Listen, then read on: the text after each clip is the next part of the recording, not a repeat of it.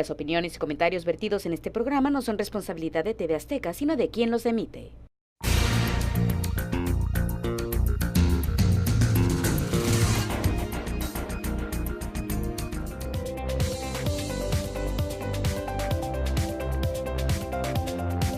Municipio educador, una visión orientadora.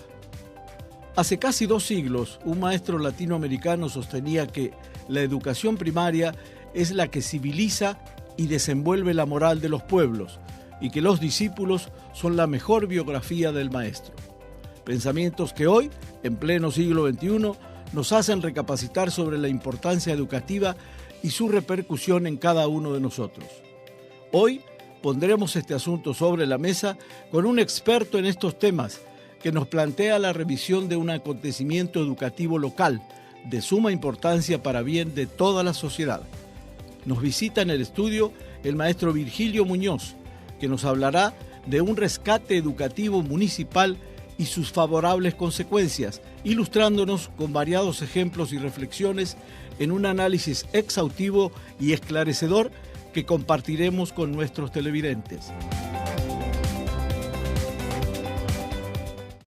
Virgilio Muñoz.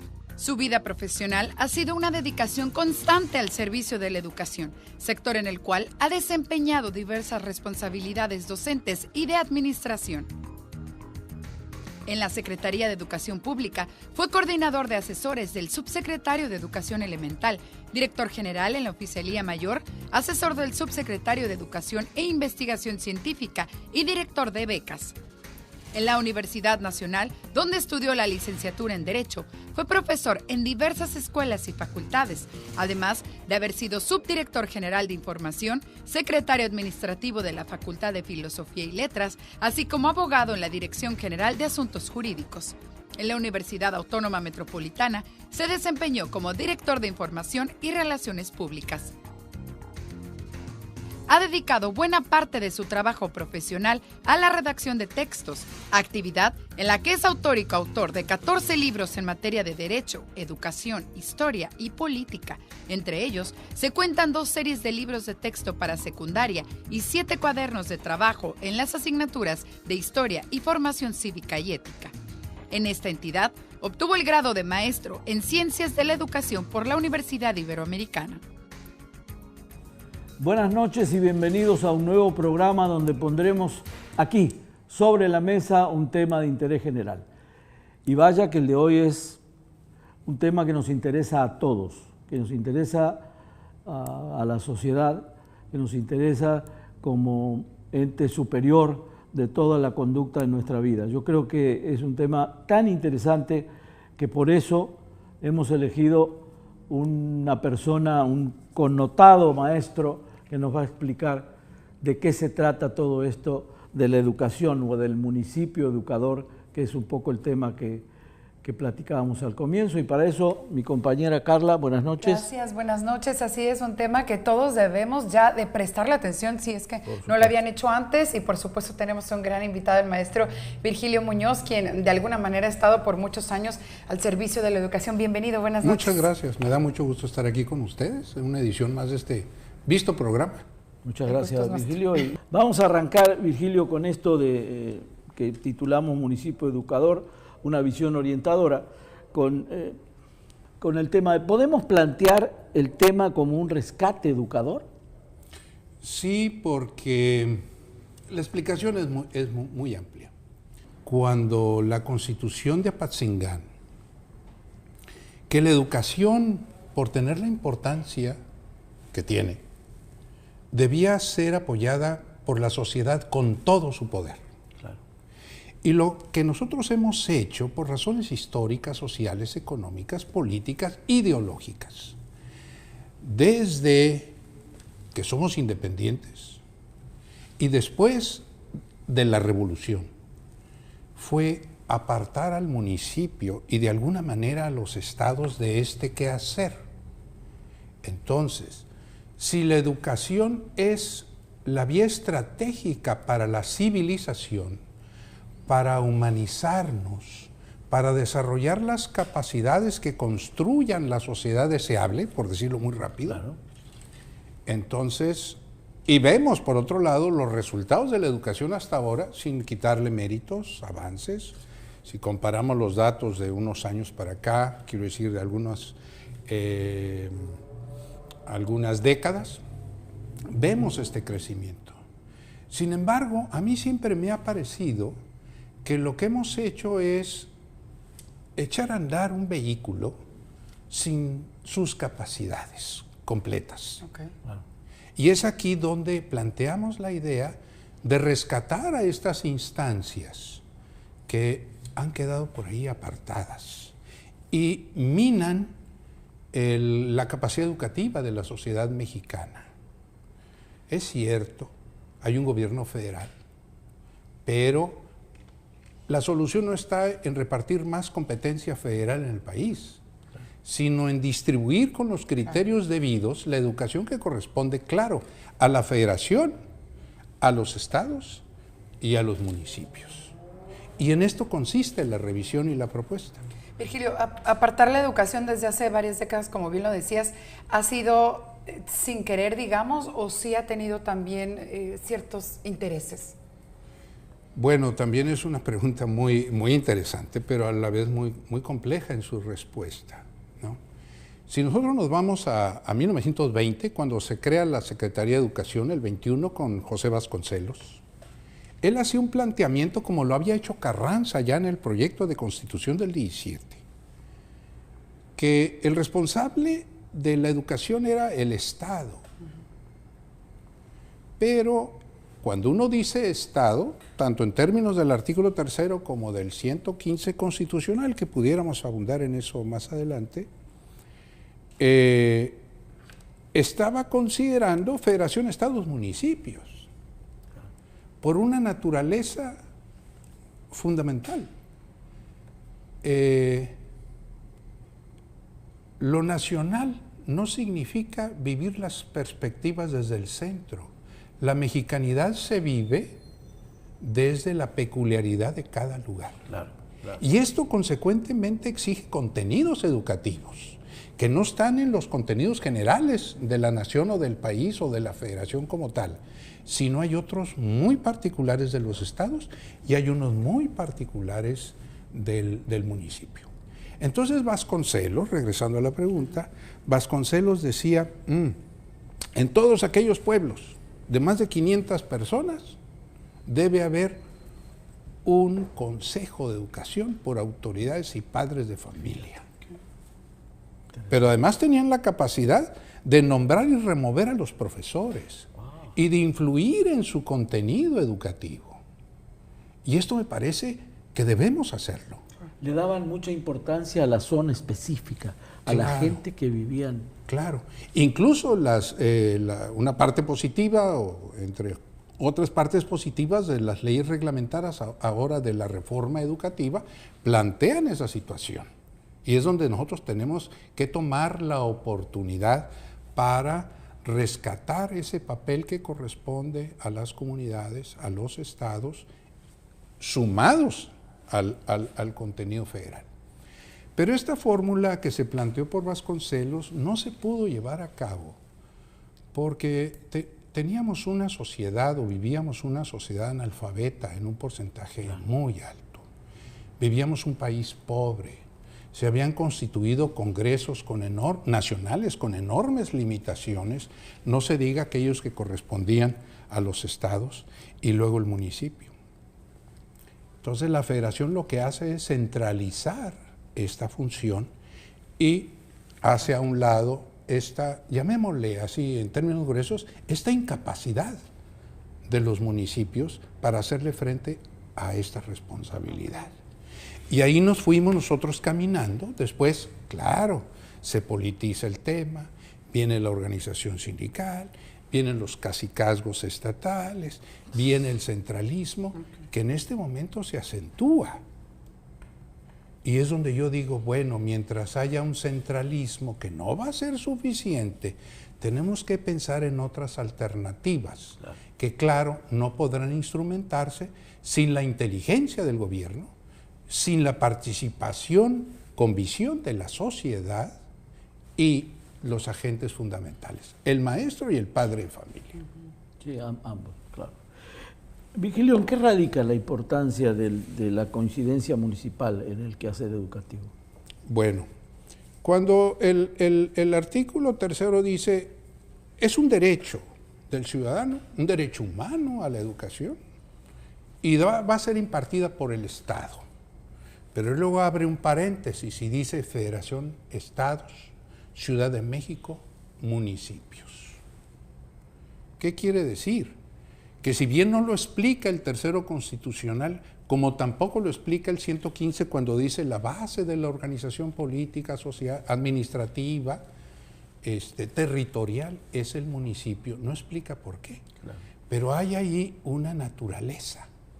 Si ustedes se van a los libros de historia, las historias son generales. ¿Dónde estábamos cuando la revolución? Por no citar otros. Sí, sí, sí. Pues claro que estábamos, pero estábamos de otra manera. Claro. ¿No? Entonces, había una comunidad ya que se identificaba, que se correspondía, es mi tierra, son mis necesidades, son mis vecinos, esto es lo que yo tengo que cuidar. Y a partir de ahí se dan la fortaleza de las comunidades y consecuentemente una participación política desde una perspectiva muy distinta que solo las visiones del centro. Entonces, esta coincidencia de competencia educativa, sí, claro, ahí está, para que estas entidades que conforman el Estado, pues precisamente hagan lo que les corresponde de acuerdo a su naturaleza, ¿no? Entonces, esto a mí me parece que es muy importante y tenemos las condiciones para empezar a hacerlo, no en todos los municipios del país. Pero algunos sí. Claro. Algunos sí. Claro, claro. Y claro que más estados también podrían involucrarse de esa manera. Y así se explica entonces esta coincidencia de competencia en la materia educativa, guardando las diferencias de los diferentes órdenes de gobierno. Claro. ¿Qué fundamento encuentra la idea del federalismo educativo? Precisamente eso, que hay una corresponsabilidad con madurez, con conocimiento de la participación de cada una de estas entidades. El país se confeccionó de esa manera, así se pensó. Lo que pasa es que 100 años después de Vasconcelos no hemos podido hacerlo. Y no ha habido, también hay que decirlo, las visiones de esta naturaleza que se desprendan de las inercias, de las tendencias tradicionales, de las visiones que no nos han conducido a mucho más de donde hemos llegado. Entonces, si no tuviésemos ahí un pasivo, si no tuviésemos ahí un faltante que resulta decisivo, imprescindible, no estaríamos pensando en el federalismo educativo. Entonces, hay que propugnarlo. Necesitamos convencer al centro de que tenemos proyectos, de que tenemos ideas, de que tenemos con qué hacerlo, de que tenemos una visión propia. ¿Qué es lo que sucede? Caso Tijuana. Hay necesidades de medio ambiente, hay necesidades de problemas sociales, hay cuestiones relacionadas con el agua, con la alimentación, y resulta que los contenidos son genéricos, son libros de texto para todo el país. No son específicos. Y luego dice la federación que ha secuestrado a los municipios y a los estados. Sí, sí, sí. Y dice, no, decide una asignatura de este nivel educativo y vas a tener la libertad de decidir. No, hay que tener la libertad de decidir en todos los ámbitos del conocimiento. Y estos conocimientos deben estar ligados a esa necesidad de la casa, de la familia, del vecindario, de la ciudad, de la colonia. No conocemos Tijuana yendo a la escuela tantos años. Claro. ¿Riñe la idea de la participación del municipio en la rectoría del Estado? No. Lo que pasa es que hay que entender que es parte del Estado. Claro. No debe reñir. Claro. Debe ser un elemento que se suma a esa fórmula educativa en su nivel, en su medida, en su nivel educativo, pues, claro. Pero que que le hace más bien un elemento complementario que disidente o de separación, ¿no? Entonces debemos tender, yo creo que el futuro de la educación está en eso, en que haya estas visiones que se incorporen a los contenidos educativos. Ahora, claro, si quieren más adelante lo vemos, pero hay metodologías para identificar esos temas, esos intereses. Nosotros debemos encontrar la manera de saberle preguntar al ama de casa, al trabajador. Esto no es un asunto solo de especialistas y de gente con una visión culta o especializada, pues, claro, en la materia. Hay mucho en esa comunidad, hay mucho en esa gente que sabe qué quiere de la educación. Y debemos nosotros encontrar las maneras de saberlo preguntar y proyectar, claro, reflejarlo en lo que son las políticas públicas en la materia. Sí, la gente no tiene que ser erudita, sino ustedes, claro, ustedes claro que no. Poder hacer adelante. ¿Verdad? Hace unos minutos comentabas, Virgilio, que había dos figuras importantes, no solamente, digamos, el Estado, el municipio o la federación, ¿no? Sino también desde casa. No sé si me estoy saliendo mucho del tema, pero encuentro como un ejemplo en que a veces también los padres en la actualidad pues centralizan todo de que el hijo va a aprender todo en la escuela y allá culpo al maestro de todo lo que le está pasando, y desde casa también tienen que prestar atención, ¿no? Yo creo que la primera escuela es la familia. Claro, pero como que ahorita la segunda escuela es la calle, ¿no? Por decirlo así, la colonia, ¿no? Claro. El barrio, ¿no? La tercera es la escuela, como tal, donde vamos a tomar ciertos elementos de formación, claro, de desarrollo de nuestras capacidades, de la adquisición de los conocimientos para sumarnos al diseño de las fórmulas del progreso que nos den bienestar en términos de convivencia y en términos económicos, ¿no? Eso está ahí. Pero dices algo muy importante, y yo siempre lo relaciono con el civismo. Hay gente que dice, no, es que el mundo que tenemos ahora es producto de que quitaron el civismo. El civismo no se ha ido nunca, ha cambiado de nombre, pero no se ha ido nunca. Y lo digo yo como autor de libros de texto de civismo desde hace 30 años. Y evidentemente son libros que responden a programas oficiales publicados en el diario oficial para que puedan ser adquiridos por los niños en las escuelas, los padres de familia. Y yo digo, no se ha ido, cambió de nombre, pero ahí está. Y no puede regresar de donde nunca se ha ido. De donde se ha ido, y allí a lo mejor estamos de acuerdo, es de la casa, de la familia, de la calle. Allí de los medios de comunicación en algunos casos, de los políticos que no dan el buen ejemplo, pero el civismo se ha ido de ahí, no se ha ido de las escuelas. Tenemos que fortalecerlo donde se enseña el civismo. El civismo se enseña en casa. En casa, claro. A partir de ahí todo lo demás, ¿no? Pero lo debilitó, se debilitó el civismo a la hora de quitarlo de programas oficiales. Es que no se quitó. Lo que sucede es lo siguiente. Por ejemplo, en el caso de la educación secundaria siempre había una clase de civismo. A veces de 2 cursos, a veces de 3. Está bien. Okay. Pero en el caso de la primaria, hubo una reforma que hizo áreas de conocimiento. Entonces, en las ciencias sociales, o como se haya llamado por ahí, las ciencias sociales, se veía la geografía, la historia y el civismo, con los mismos profesores de historia, geografía y civismo. Pero ahí estaba. Claro, el profesor que tenía que dar esas 3 asignaturas podía tener preferencia por alguna de estas. Claro. Sin embargo, la mayoría de ellos eran de civismo. Entonces privilegiaban el civismo sobre los otros conocimientos. Pero no se ha ido, ahí está. Lo que sucede, y esa es la confusión, de que no regresa, se inscribe con otras asignaturas en la reforma educativa. Entonces ya es parte del tercero constitucional, algo que yo no entiendo porque eso es materia de los programas, no materia de un artículo de la Constitución. Pero bueno, se quiso hacer así se votó, así se aprobó y así está. Pero el civismo está nunca se ha ido. Claro. De la escuela no, pero pues volvemos a lo mismo, ¿no? Si por más que se lo enseñen en la escuela, si en casa y en la calle, ahí alrededor, no lo ve. Eso va a regresar de la escuela y no lo va a hacer. Eso es fundamental. Claro. Es fundamental la alimentación, es fundamental la seguridad, es fundamental el ambiente de casa. Muchos niños llegan sin ese alimento, muchos niños llegan sin la posibilidad de adquirir lo necesario. Muchos niños salen de casa después de que el papá y la mamá tuvieron una desaveniencia. Y eso no educa. Claro. Y eso es un fenómeno muy extendido. Muy bien. Entonces, yo estoy de acuerdo con este planteamiento cuando el presidente dice tenemos que ir al origen. Y claro, nos parece una ruta larga, pero también es una ruta necesaria.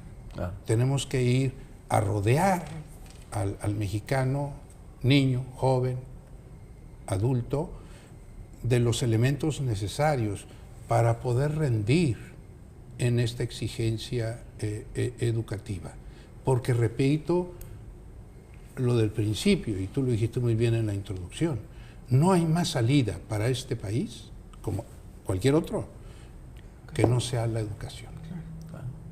No hay país, no hay futuro sin la educación. Entonces, ¿por qué minamos esa capacidad? ¿Por qué la limitamos? ¿Por qué no nos atrevemos a cruzar? ¿Por qué no vamos por una participación más activa en todos estos niveles o aspectos para, como dijo Morelos, ¿no?, con todo el poder de la sociedad? Y lo dijo en 1814. Sí. Bueno, ya pasaron algunos años. Sí, bueno, pero estamos rezagados en materia educativa no sé si estatal o municipal o ambas cosas. Estamos en lo federal, estamos Rezagados. con rezago, sobre todo comparados, tomando en cuenta las evaluaciones. Unos están de acuerdo con ellos, otros no, pero finalmente ahí están. Y evidentemente las calificaciones no son alentadoras. Baja California en términos de la comunicación, en términos de las matemáticas, en términos de la ciencia, solo un pequeño porcentaje de ese universo de niños correspondientes a la educación básica está en los niveles,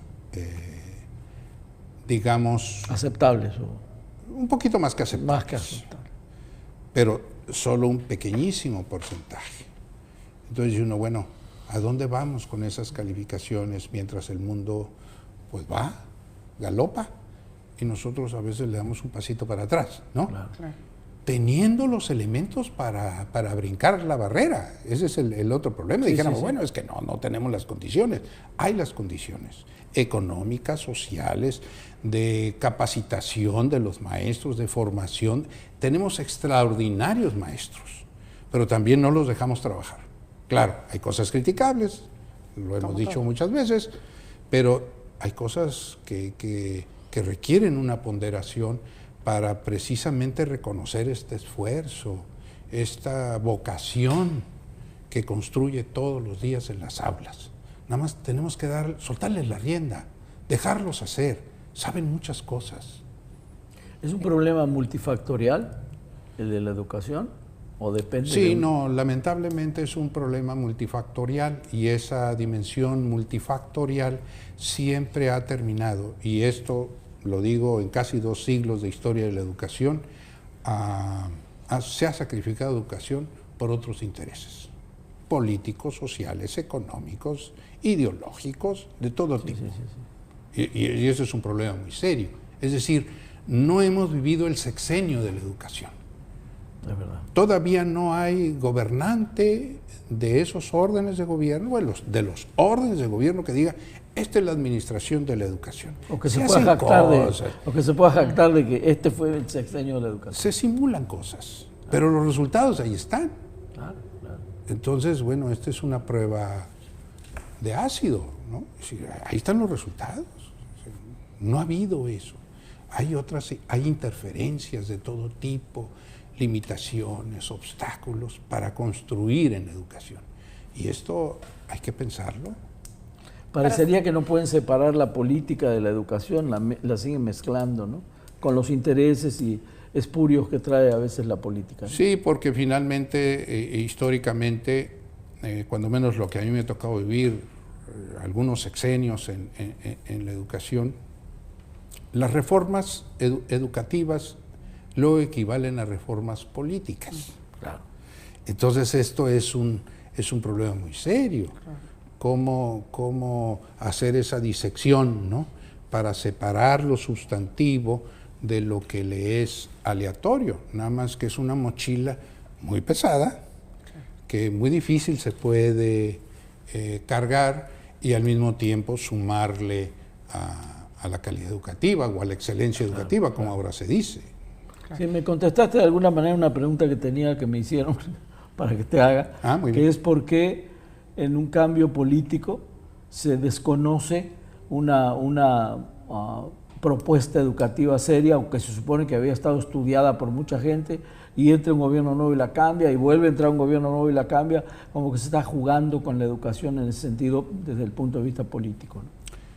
Ese es uno de nuestros problemas más serios, es decir, esa incapacidad histórica que nos lleva a la idea, y se puede revisar desde la independencia hasta acá, pasando por la Reforma y la Revolución y el PRI y el PAN y todo lo demás. Entonces, de esta descalificación de todo del esfuerzo y de la inteligencia y de los aciertos en muchas materias, pero la educación no se cuece aparte. Claro. Entonces hay esa descalificación, siempre construimos el futuro político a partir de la descalificación del que se fue. Y a lo mejor cometió errores y a lo mejor no hizo cosas suficientes, pero hizo cosas. Claro, y hay que darles continuidad, ¿no? Y la educación es una historia de un proceso. Nosotros no podemos dar saltos cuánticos. Vamos en un proceso cualitativo, construyendo, avanzando, que necesita haciendo su tiempo, cosas que claro, necesita. claro. Y esto lo tiene muy, bueno, hay especialistas que lo tienen muy estudiado, pero ahorita estoy acordándome del historiador O'Gorman. El historiador O'Gorman escribe unas cuartillas muy bellas donde dice, bueno, es que sucede que si lo vemos, el movimiento de independencia se logra descalificando a lo que se había ido, la colonia. Y luego la independencia, pues, digo, la reforma al porfiriato. Y luego el PRI a los emisarios del pasado. Y luego el PAN a los 70 años. Y luego, no la acabamos. Claro, es verdad. Pero qué positivo sería que tuviésemos la madurez política y como país de decir, esto es un acierto y le vamos a seguir. Un poco como lo hacen incluso los candidatos en Estados Unidos. Dicen, bueno, el que estaba antes hizo estas cosas, pero yo las voy a mejorar. Claro. No dice, eso no sirve. Claro. Con excepciones, ¿no? El Sí. programa de salud, en fin. Mejoraré lo bueno, como una mejoraré lo frase bueno. publicitaria. Eso nos daría mucho más Claro, que estar descalificando aportaría. y volviendo a empezar. Claro. Claro, pasa la educación y también con Compañera, otros sectores, ¿no? veo su cara de desesperación. porque No, ya estamos en- es en producción. Tenemos que hacer una breve pausa comercial, pero regresamos hablando más de la educación y sobre todo el sistema educativo aquí en Tijuana. Breve pausa y volvemos aquí sobre la mesa.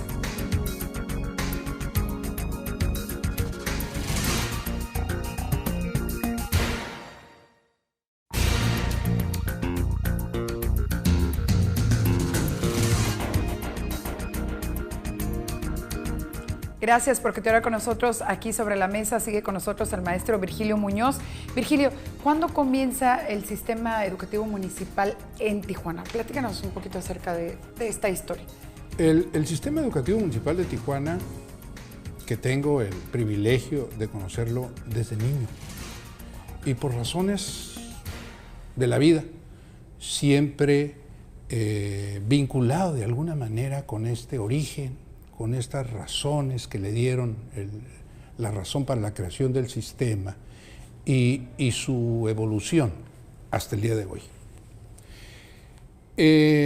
24 de septiembre de 1957 se crea el sistema educativo municipal y debo decirlo, una de las decisiones, uno de los hechos más sobresalientes de la historia de la educación en Baja California, que algunos no entienden, incluso historias de la educación en Baja California omiten el capítulo, ignorancia, desconocimiento, no sé, pero eso está ahí. Y tiene un gran mérito, no solo porque hoy se destaca como tal vez el único sistema educativo municipal en el país, que cumplió ahora, hace unos días, 62 años de que se creó. ¿Por qué se creó? Se creó fundamentalmente por varias razones. Una, fíjense, 1957 significaba una ciudad en la que solo tenía cabida en las aulas 46% de los niños de primaria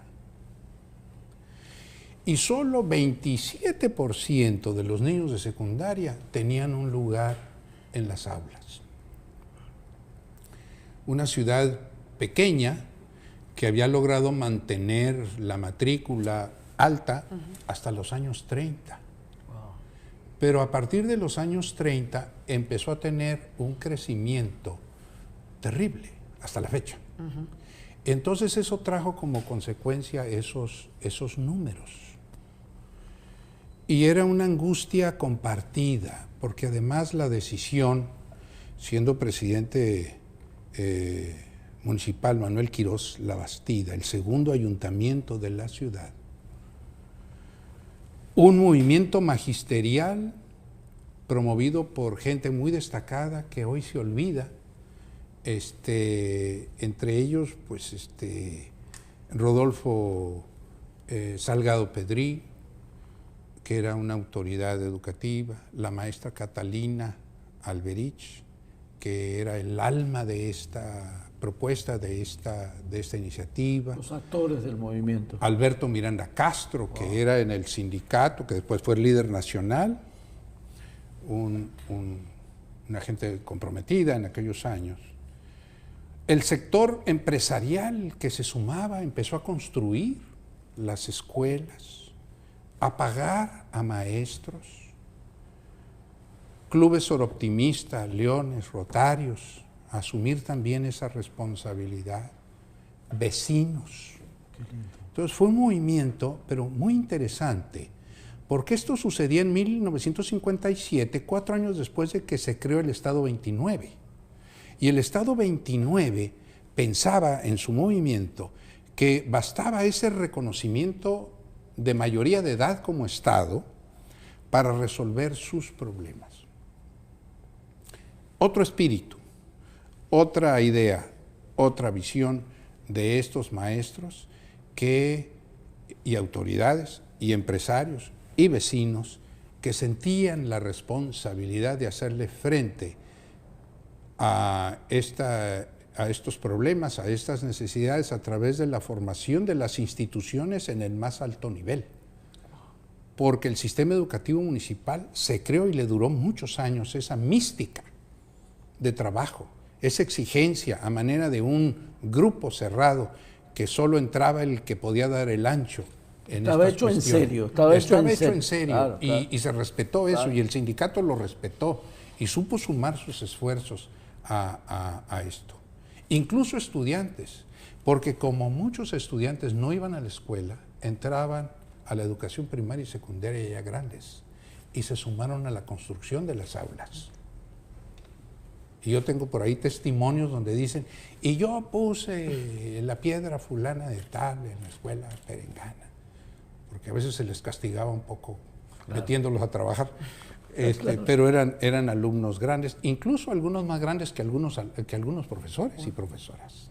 Qué linda historia, que toda la comunidad participaba, ¿no? Fue una cosa muy, muy importante. Por eso yo no acepto que se desconozca, y menos que se quiera desaparecer. Claro. Eso tiene futuro y proyección muy importante. Ahora, la ciudad era de este tamaño, miren ustedes. En 1930 había, en números redondos, 8.500 habitantes en Tijuana. Wow. Pero 10 años después había 16.500, es decir, en 1940. En 1950 ya había 60.000. Y Para 1960 había 162,000. Es decir, en un lapso de 20 años, la ciudad había crecido más de 9 veces. Qué bárbaro. Entonces, imagínense la presión para la sociedad, el interés de los padres de familia, de los profesores, de la autoridad municipal, primero con Manuel Quirós Labastida, luego con Jicotenca Leiva Alemán, después con el Liceo Velázquez, Ildefonso Velázquez, que había sido compañero en la escuela en el Estado de México de López Mateos. Entonces había una visión y un sentido de responsabilidad frente a ello. Y los profesores, este dato es importante, 66% de los profesores en los años de López Mateos no tenía título de profesor en primaria. Entonces se recurrió a los profesores compensados, a los profesores habilitados, después hacían los estudios durante las vacaciones para recibir su título. Bueno, la experiencia es que eran extraordinarios maestros, algunos de ellos ya jubilados ahora recientemente, en términos generales. Pero muchos de estos profesores no cobraban. Muchos de estos iban a la dirección de tránsito, o como se haya llamado entonces en Tijuana, a recoger algunos pesos que se les daba como una compensación, como un reconocimiento, y el maestro iba y cobraba esos pesos, o llegaba a las oficinas de estos empresarios a recoger alguna compensación. Claro, con la idea de que luego sindicalizados, cuando llegara ese momento, obtendrían sus plazas. Y finalmente, para no hacer el cuento más largo, se logran las condiciones laborales más avanzadas que la Federación y el Estado en el municipio de Tijuana. Increíble. Ahí está la demostración cabal. Años pasaron. Claro, que se pueden hacer las cosas. Entonces es un episodio enternecedor. Claro, era una ciudad, bueno, a mí me tocó vivirla. Es decir, las escuelas, además, porque se crearon 5 escuelas que luego se convirtió en 10 por el doble turno, pero estaban en la periferia de la ciudad. ¿Cuál era la periferia de la ciudad? La colonia Alemán, la parte baja de la colonia Libertad. Sí, acá. No llegábamos por el otro lado a las 5:10, era bastante más acá, y había sembradíos, la colonia Hidalgo. Es decir, esa era la periferia, y es donde estaban estos niños que no tenían escuela, que no podían acceder a la escuela. Entonces imagínense la respuesta de esas comunidades, de esos padres de familia, de esos empresarios, de esos gobiernos, solo porque se había quitado la compensación de la Federación al Estado y consecuentemente al municipio de Tijuana, porque ya éramos independientes, ya éramos un Estado libre y soberano. Entonces, ráscate con tus propias uñas, pero supimos hacerlo. Supieron hacerlo. Ahora, yo me quiero, ahora que avanzar hasta donde estamos, hasta este 2019, Virgilio. Sí. ¿Es posible, quizás necesario en la actualidad, implementar este sistema, teniendo en cuenta que son gobiernos ahora, bueno, de 2 años, en el caso municipal? ¿Podemos tratar de implementar esto? ¿Hay tiempo suficiente? Sí, yo digo que sí. Yo lo que pienso es que evidentemente hay diferencias cuando es 2 o cuando es 5, cuando es 6. Claro. Pero yo lo que creo es que no es un problema de recursos, ni es un problema de tiempo, es un problema de ideas. Y en 2 años es posible concebir la proyección del sistema. Ahí venimos celebrando cada año el aniversario del sistema educativo municipal.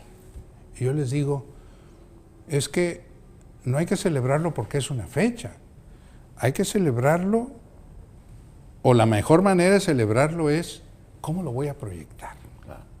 ¿A dónde lo voy a lanzar? ¿Qué nuevas energías le voy a inyectar y con qué visión para consolidarlo? No solo como un sistema educativo municipal, sino como un modelo al resto del Estado. Y yo me atrevo a decir, como un modelo al resto del país. Yo he sido consultado por algunos estados que dicen, oye, ¿cómo le hacen allá? Y ahí va extendiéndose este interés de algunos municipios, Puebla, por ejemplo, el último en el que yo me tocó trabajar ahí un poquito, diseñando un consejo municipal para empezarle a dar forma a estas cosas. Ahora, el bloque fundamental o los bloques fundamentales están dados. Tenemos experiencias que han probado el resultado en el sistema educativo municipal a través de un buen grupo de maestros, de un grupo de directores, de un grupo de supervisores. Sí debo reconocer que no ha sido la visión de la autoridad. Esta es una inercia, una voluntad, que a veces hacen las cosas hasta un poco que no se sepan, pero no ha sido una iniciativa de la autoridad o de los titulares del sistema, que sería lo ideal. No han tenido esa visión. Pero maestros, supervisores y directores sí la han tenido. Incluso yo he conocido ejercicios del diseño de cambio de contenidos, de planes y programas de estudio para incorporar esas visiones que ahora autoriza la ley con más énfasis de los contenidos locales, regionales, del lugar específico donde está la escuela. Pero ahí están los elementos fundamentales. Si está la comunidad, están los padres de familia, pues están los maestros, está cierto nivel de autoridades que asumieron y han asumido su responsabilidad con toda calidad y con toda buena visión. Pues esto tiene garantías muy importantes. Yo no digo que se pueda extender en automática a todos los municipios, ¿no? Pero empecemos por uno, claro. Empecemos por uno, claro. Y luego se van sumando y un día llegaremos a donde tenemos que llegar en términos de tu pregunta original, es decir, ¿cómo se diseña este federalismo educativo? Más o menos en qué lugar, bueno, yo creo que sí, a veces sí son necesarias las comparaciones a Tijuana o Baja California respecto al resto del país. En educación, ¿estamos a la mitad? ¿Somos de los primeros? ¿Estamos muy abajo? ¿O qué falta? No, deja mucho que desear. Esta es una materia bueno, creo que es generalizado en el país, ¿no? Pero digo, generalizado en el país, pues sin embargo hay diferencias, ¿no? Hay diferencias. Hay estados como Aguascalientes, por ejemplo, que de alguna manera sobresale, que ha tenido gobernadores metidos en el tema, que incluso han sido secretarios de educación. Entonces esta es otra visión. Y eso yo lo respiro en los municipios, cuando la presidenta municipal es profesora, y lo digo en femenino porque los casos que conozco son de mujeres maestras. Claro que hay una agenda dentro del municipio, sin tener un sistema educativo. Hay reflectores enfocados al apoyo a las escuelas, a la educación municipal, etcétera, etcétera, ¿no? Pero Baja California tiene muchos pendientes en esa materia. Y tiene pendientes, por ejemplo, cuando nos asomamos a las calificaciones del sector público en general con el sector privado. Hay escuelas privadas con mejores calificaciones, en promedio son más altos, instituciones particulares, no digo nombres, que destacan en este sentido. Vigilio, ¿se requieren de esfuerzos económicos extraordinarios para implementar este sistema o para volver al municipio educador? Sí, pero no creo que ese sea el problema. Hay visiones que dicen, no, bueno, es que no hay recursos. Yo siempre he pensado que el político de medio pelo es aquel al que se le acaban las ideas cuando se agota el presupuesto. Es verdad. ¿No? Sí. Y esta es una iniciativa que no requiere de esos recursos, cuando menos no los municipales. Claro. Con todo y que debo decir que el costo del sistema en Tijuana debe andar en el orden del 5% del presupuesto general. Bueno, ¿qué no vale el 5% del presupuesto general de educación de la ciudad? Claro. Y generar un modelo y una proyección política hacia el resto del país sobre los resultados, sobre este laboratorio que pudiera ser Tijuana. Ahora, ¿dónde están los recursos? están en las empresas, están en el gobierno federal, pero la cosa es llegar con el proyecto, están en financiamientos internacionales. Nosotros podemos hacer de Tijuana, dado que es un grupo de escuelas pequeño, 3 escuelas en total, 10 primarias en 5 edificios, 2 secundarias y 1 preparatoria, 3 escuelas. Bueno, pues tomémoslo como un laboratorio y pongamos aquí en práctica, no el proyecto piloto, porque el proyecto piloto es para ver qué pasa, no, es ya como una evidencia de resultados positivos que vamos a ver cómo resulta para extenderlo, para ensayarlo aquí y proyectarlo, ¿no? Entonces, hay esa posibilidad. No es un problema de dinero, es un problema de ideas. Okay. Sí. ¿Estamos preparados para hacerlo? Es decir, ¿qué papel corresponde a los docentes en la confección de esta nueva visión, del nuevo sistema educativo? Hay muy buenos profesores con una vocación probada, con un conocimiento muy suficiente. Lo que pasa es que tenemos que generar políticas, que esto no tiene que ver con lo sindical, ¿verdad? Claro. Ni con la parte política de la cuestión. Estamos hablando de educación. Y en educación hay maestros suficientes, con las capacidades suficientes, maestros y maestras, como se dice ahora, con las capacidades suficientes para sacar esto. Siempre que hagamos del profesor un artífice, un protagonista, no el que recibe de la Ciudad de México los lineamientos y tiene que cumplir y está corriendo con el programa para cumplir con lo que le dijeron porque tiene que llenar unas fórmulas o unos cuadros.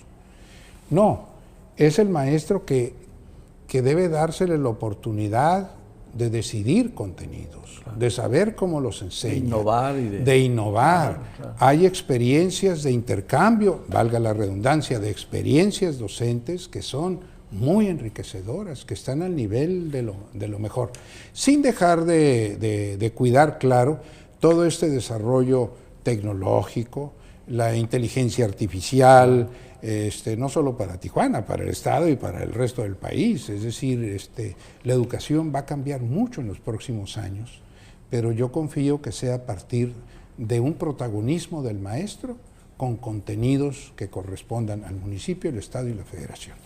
Virgilio, tengo una pregunta. Sí. Ahorita hablabas de una vocación, yo sí lo he visto en muchas personas, y bueno, lo hemos visto ahorita con el déficit de pagos y que de verdad han pasado 1 año, 2 años sin pagarlas, pero ellos han seguido precisamente por esta vocación, pero he sentido que ha disminuido también las personas que tienen esta vocación. O sea, siento que la figura del profesor ha decaído de alguna manera.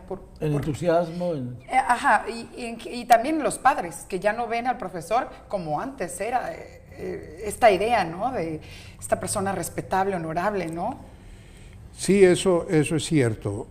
Lo que pasa es que yo lo que creo es que al maestro debe ofrecerse las condiciones para su desarrollo profesional, que debe valorarse al maestro, que debe reivindicarse al maestro. Hay muchos profesores buenos, evidentemente hay profesores y profesoras que restan a esta visión, a este prestigio, ¿no? Es cierto, ahí está. Pero más que el docente en genérico, son los sistemas, pero fundamentalmente los políticos, los intereses ahí que minan esta capacidad y esta proyección del maestro. El maestro está dispuesto a competir, a ganarse las posiciones, a que se le dé la oportunidad de influir en el diseño de las cosas. Eso ahí lo tenemos. Yo tengo esa confianza porque conozco mucha gente que está muy bien puesta en su lugar, pero claro, veo otras conductas que uno confunde, ¿no? Ciertas manifestaciones, ciertos bloqueos, ciertas cosas que dice, esto no es de un maestro, ¿verdad?, que anda pintando los murales de la Secretaría de Educación, cualquiera que sea. No, eso es otra cosa, pero hay una parte muy rescatable. Y ahí es donde nosotros nos tenemos que Eso enfocar, ¿no? Virgilio, nos quedan 5 minutos 5 minutos exactamente. para unas reflexiones finales de la perspectiva integral, por favor. Sí. Bueno, yo diría que tenemos que socializar estas pláticas, y eso es a mí lo que me agradezco y celebro que se dé aquí en el canal, particularmente en esta mesa. Y regresemos al principio. Este es un tema que hay que pensar y repensar, que hay que asumirlo. No es una decisión de autoridad, es una decisión del Estado, y el Estado quiere decir el todo social, ¿no? Tenemos que ir enfilando estas cosas, descubriéndole caminos a alguien, uno mismo seguir trabajando para corregir enfoques, criterios, opiniones y demás, pero yo creo que tenemos con qué hacerlo. Y bueno, pues como dijo Morelos, ¿no? Dada la importancia de esta asignatura, hay que apoyar la educación pues con todo el poder de la sociedad. Nadie se puede separar de esta responsabilidad, es una responsabilidad de todos, ¿no? Tenemos la inteligencia de los niños, tenemos maestros. México no es un país pobre. Lo que pasa es que tenemos que saber plantear, pedir y orientar con visión, con proyección, la educación de Tijuana, la educación de Baja California y del país, ¿no? Claro. Bueno, fantástico la explicación. Yo me sentí hoy como el alumno. Sí, yo, ¿no? claro. Siento que todos en casa revivimos estos. Le faltó el estos gis años, nada más sí. a Virgilio. Y hay algo ahí, ¿no? Que referíamos de Vasconcelos. Si Vasconcelos lo planteó hace 100 años, han pasado 100 años y no hemos sido capaces de concretar esa idea. Increíble. 100 años. Increíble. Yo creo que tenemos con qué. Bueno, nos dejas un mensaje optimista, pues aleccionador por todos los datos, y yo creo que esto amerita 2 o 3 programas Sí, más todavía. para dar este espacio y el oxígeno que necesitamos para asimilar toda tu sabiduría al respecto y toda la orientación sobre todo que nos diste en este tema del municipio educador, y ojalá se despierten las autoridades nuevas. Están recién asumidas, así que espero que esto les llame mucho la atención. Eso es una buena oportunidad, ¿verdad? Claro. Sí, La claro. coyuntura esta, ¿no? Me parece que es una coyuntura absolutamente favorable. Claro. Como bien dijiste, no todo tiene que ver con el dinero. Claro, tiene que haber inversión, ¿no? Y todo, pero pues también tiene que ver las ideas y ejecutarlas, ¿no? Sí, exactamente. seguir adelante con esto. Claro. Compañera. Virgilio, antes de que te vayas, tenemos un presente para ti. Muchísimas gracias por haber estado con nosotros. No, al contrario, muchísimas gracias, y aprecio mucho el espacio No, gracias y a ti. tener la oportunidad de platicar un poco aquí las cosas que nos ocupan. Claro que nos ocupan a todos. Y que Claro. el tema de la educación siempre seguirá Sí, vigente. claro que Esto no pasa de moda. Sí, claro que sí. Muchas gracias por el obsequio. Te esperamos Gracias, muy Virgilio. pronto. Gracias por tu tiempo. Compañera, Muchísimas gracias. ya hemos Gracias, aprendido José. algo más. Claro que sí, como todos los domingos. Muy bien. Como todas las semanas. Muchísimas gracias por su atención. Nos vemos la siguiente semana aquí de nuevo sobre la mesa. Buenas noches.